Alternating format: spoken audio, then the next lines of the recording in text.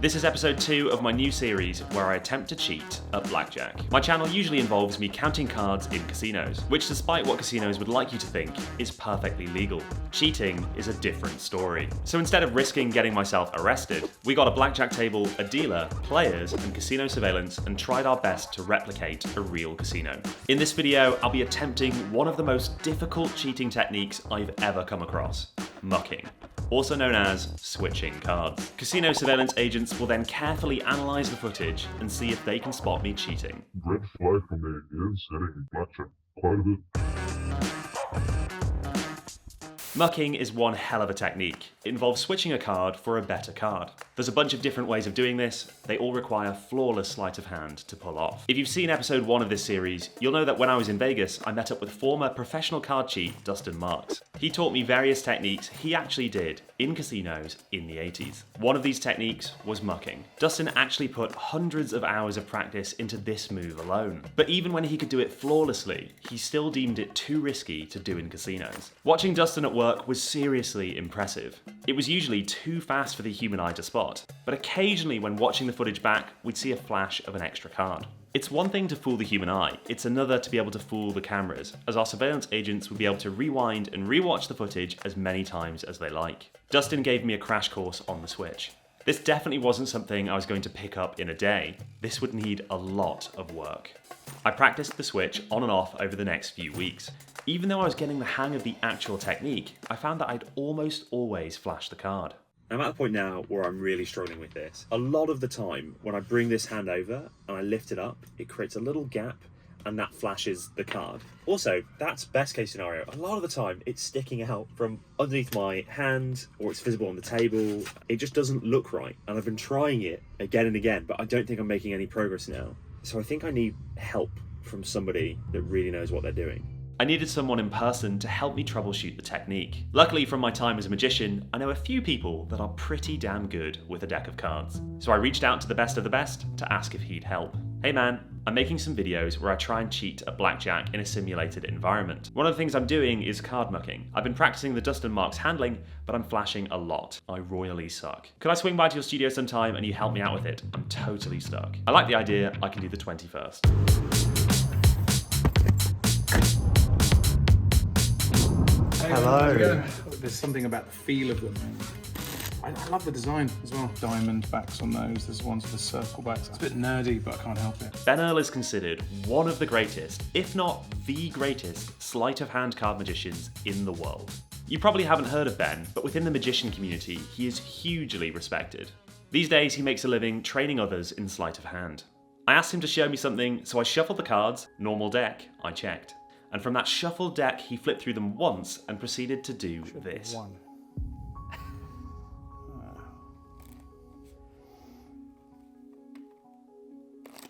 Probably there.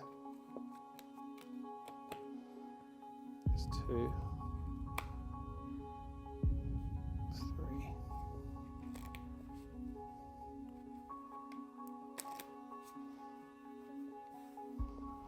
I've probably got a few more seconds left. Let me just,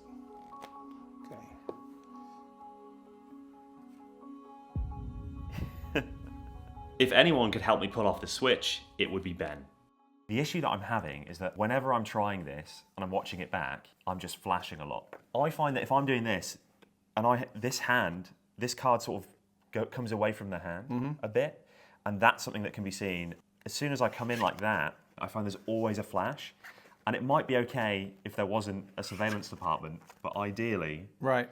it's just not looking at all right. And I thought you'd be the person to ask. One of the keys is to try and just relax everything. Just get that, I know it sounds very basic, but just get all that relaxation in the wrists and in the hands. So that in coming out, you can also, instead of keeping it solid and coming out so far, if you half that distance, so if I start bringing this back, I don't have to bring this out so far. You can start this hand coming out. Right. As that's coming back. Okay. Right, so you've kind of halved that distance. Yeah. Right? Ben threw me a curveball by suggesting a different mucking technique entirely. So the other way to do this, so I'm in this position, I'm set, I'm just going to look at my hand, and as I'm looking at my hand, I'm going to come forward and then just switch this out.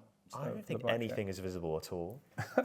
So I bounce, and I move them like this. Yeah. And at some point, I'm just going to pull that back. And I'm going to push my fingers forward so that basically all you can see is that front card. And this is why we keep these fingers free. As it comes forward, I'm going to come to here. And I'm going to hit off that card. So we go 1, and as I'm coming back, I now take this one, and then this one's going to come out from this position. Oh, I really like this. Right. I think this also fixes the potential weakness of, for me, I feel like with this way, as I come round, there's a risk. Well, the thing is, you have to come around, come to the front, look, then do a switch. Whereas what I like about this is that in 1 second I'm coming forward and I'm just kind of putting those cards out.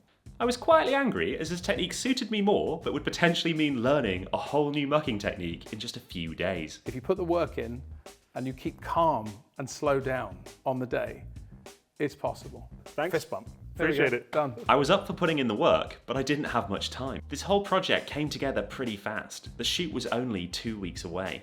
I feel like I have a renewed sense of optimism, so now I simply need to get practicing. My optimism was short-lived, as when I started actually practicing the move, I found it significantly harder than the Dustin Marks move. This card switch is really stressing me out. No matter how much I try it, I just can't get the card to be in the right position so it doesn't flash. I need to put the card so that it goes into like a clip that's in this position, so that when it's viewed from the front, that card isn't visible here, but to put it into that clip nearly always results in it being a tiny bit too far forward, no matter what I do. It took several hours before I made any progress. I was trying to do the move exactly as Ben described, but I realised what works for one person might not work for another.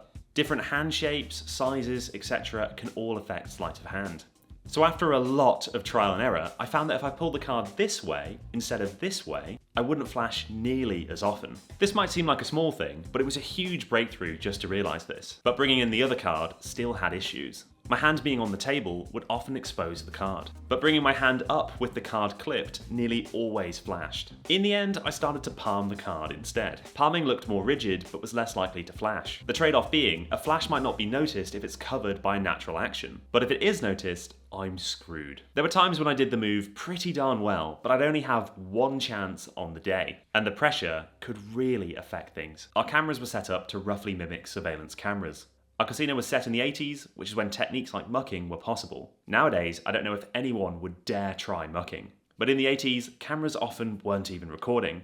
So if no one saw you muck in the moment, you'd probably have gotten away with it.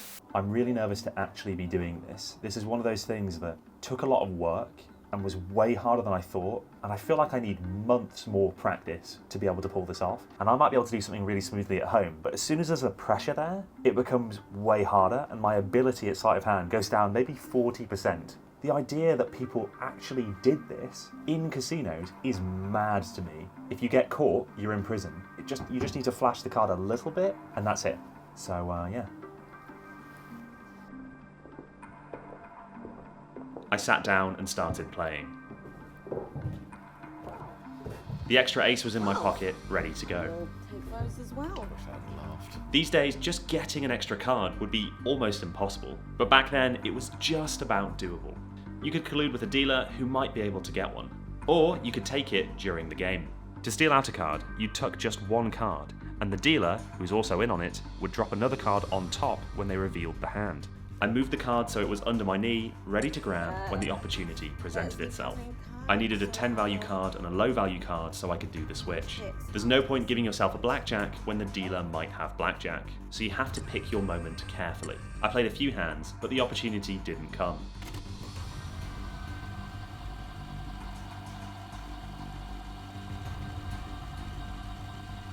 "10 minutes later, I still hadn't had one situation where the switch made sense. I hadn't really considered that it could take so long to get the right combination of cards. We had pit bosses arriving for episode 3, so I was running out of time to do the switch. Eventually it got to the point where Cambria, my producer, asked if I was done. Can I interject here very quickly? Yeah. Sorry for how we do it. Still haven't had an opportunity to do it. Okay, cool. How are we? Just as she asked me, I got the opportunity to do the switch. I grabbed the card from under my leg, palmed it, and went for the switch. Ooh, 21. I did it. I managed to get a blackjack. Not 20. What's the etiquette here if I hit a 21? Just show it straight away. Normally, it would be a terrible idea to do this switch twice in a row, but I decided to do it one more time. The first switch was clunky. My palm was rigid. It should have been a smooth action where my left hand comes up and immediately simulates taking the card from my right hand. It didn't look natural. However, from every angle, the extra card couldn't be seen. The switched in card wasn't visible, the switched out card wasn't visible. There were no flashes. The very next hand, I was dealt a 12. Not a great hand against a 10. I decided to switch the 10 for the 2 I had in my hand. I went for it. That was me. Yeah. Oh. And it felt a lot better than the previous switch. I'd done the variation Ben had shown me, placing the palmed card on the table, stealing out the 10 in my hand as I let the other card drop onto the palmed card. Far from perfect, but potentially passable. It was risky doing 2 switches back to back. Being caught on either one of them would be bad. But all that was left was to see if surveillance would catch me. The 6 surveillance agents didn't know the video was about cheating. They were given a brief backstory about some of the players at the table. I gave myself a backstory that would make me look a little suspicious, just so they didn't overlook me. They had the opportunity to rewatch the clips as many times as they liked. The portion with mucking in was a few hands. As expected, the surveillance agents were quick to point out a multitude of errors, mistakes, and things that made them suspicious. That looked like a wrong payment. That's a wrong mistake. I honestly didn't even realise that. That is a procedure error that we are going down to fix. I've looked at this footage quite a bit, and there are so many things they spotted that I didn't notice. I did have quite an advantage, because due to my card counting videos, surveillance agents were more likely to look out for counting. But would they catch the switch? First up was Heath. He was watching the table closely as I did the switch, but he didn't say anything. In the next round, he was concerned with the dealer, So this time she did check for blackjack. I saw that. but once again, the muck went unnoticed. As soon as I revealed the blackjack, our next agent was immediately suspicious. With flop base, he is red flag for me. He is hitting blackjack quite a bit. I want to say there might be something going on, but I can't confirm it just from what I've seen, but that's just on instinct, so I would raise a red flag. There was a red flag, but it was clear he didn't see a switch. Moore just felt something wasn't right. For the second muck, no comment. I'll consider this a success, but who knows whether I'd have got caught eventually. For the first muck, our next agent was concentrating, watching carefully, but ultimately didn't catch it. However, for muck 2, he also didn't catch it. We were fine. At this stage I was thinking, maybe I'm going to get away with this every time. Hard switch, spot 4. That's the worst hard switch I've ever seen in my life. Come on, you're a magician, bro. That's palmed like a... Our next agent was very concerned with how the dealer was picking up her hole card. No, you wouldn't pick like that. But again, I guess you have a little brass on the table. And as a result, no comment on the muck. For muck 2, he was watching very closely, but perhaps his attention was still on the dealer, as he also didn't comment. For the final surveillance agent, on the first muck, it also seemed like I'd not been caught, although I don't think I can call this a win, for reasons you'll see in a moment. For the second muck, there was no comment. I tried to cheat at blackjack in different ways. I saw a lot of going into the pockets, a whole bunch of this under the table. I thought I saw this guy put a card in. It looked like he dropped it. Yeah, you're right. That's exactly what happened. Hands under, really deep under the table. People don't do that unless something's going on. So was that a card in your hand? That was it. I saw Yeah. that. I saw that, but I'm like, no, that can't be. You had your hand down the whole time, and you never picked your hand up once. That was good. I never would have seen that. So, yeah, he was coming off the table and stuff. That was behavior that we were watching too. So impressive cheating right there. That's crazy. That's actually impressive. There's no way I would have gone. There's no way. Despite not being caught by most of the surveillance people, I can't call this a success. Mainly because one guy said, That's the worst hard switch I've ever seen in my life. with the cheating techniques you've seen in this series so far, you can see it's usually not the case that it's one big cheating technique that wins thousands of dollars. A lot of the time, it's a small cheating technique or a few small techniques stacked together that make money over time. But figuring out the value of these techniques versus the cost of playing hands where I'm not cheating takes quite a bit of work and math. One of the things I've been doing to help refine my math skills is use Brilliant.org. Brilliant has thousands of interactive courses in math, science, and computer science. There are far too many courses for me to list, but just a few that jump to mind are their math courses on probability, everyday math, data analysis, and logic. These skills are not only useful if you're in one of the many fields that utilize these directly, but they also boost your analytical skills to make you a better problem solver in all aspects of life. Brilliant makes it easy and addictive to learn new skills in a small amount of time. It really is an excellent resource you can rely on to help you level up your thinking. You can spend as little as 15 minutes per day, and because it's interactive learning, it's 6 times more effective than passive learning, such as watching a YouTube video. The courses range from basics to advanced, so you don't need to be worried about being in over your head. They'll teach you what you need to know, so the advanced lessons make sense. You are building these skills step by step, so it's not too difficult or overwhelming. But because of the way they've designed these courses, they've got more of a fun, game type feel than a study this textbook type feel. To try everything Brilliant has to offer, free for a full 30 days, visit brilliant.org/StephenBridges, or click the link in my description. The first 200 of you will get 20% off Brilliant's annual premium subscription.